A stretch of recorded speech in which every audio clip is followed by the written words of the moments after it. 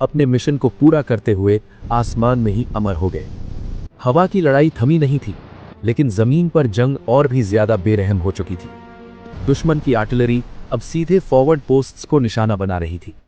गोलों की आवाज से जमीन कांप रही थी। रात अब और गहरी लगने लगी थी। एक भारतीय बंकर सीधे हिट हुआ।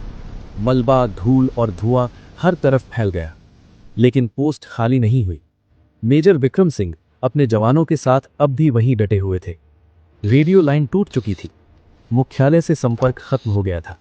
अब कोई आदेश नहीं आने वाला था। अब फैसले यहीं लेने थे। सूबेदार धर्मवीर सिंह आगे बढ़े। उन्होंने टूटे हुए बंकर के पास जवानों को फिर से पोजीशन में लगाया। दुश्मन पास आ चुका था। गोलीबारी आमने सामने की थी। कोई पीछे हटने को तैयार नहीं था। एक दुश्मन पोस्ट को भारतीय जवानों ने खामोशी से घेरा। हाथों में हथियार थे, लेकिन आंखों में डर नहीं। उस काउंटर अटैक में दुश्मन को पीछे हटना पड़ा, लेकिन कीमत भारी थी। सूबेदार धर्मवीर सिंह उस हमले में शहीद हो गए। उसी पोस्ट पर लांस नायक रमेश अब भी लड़ रहे थे। वही रमेश जो सुबह मां से बात करने का सपना देख रहा था। उस रात सपने पूरे नहीं हुए, लेकिन कर्तव्य पूरा हो गया। धीरे धीरे दुश्मन की फायरिंग कम होने लगी। हमला रुक चुका था। सुबह होने लगी थी।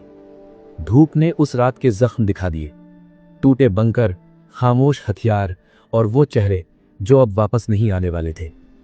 फ्लाइंग ऑफिसर निर्मलजीत सिंह सेखौन नहीं लौटे, सूबेदार धर्मवीर सिंह नहीं लौटे, और कई जवान जिनके नाम कभी इतिहास की किताबों में नहीं होंगे। लेकिन अगर उस सुबह श्रीनगर सुरक्षित था, अगर वो रनवे सलामत था, अगर देश चैन से सांस ले पाया, तो उसकी वजह यही जवान थे।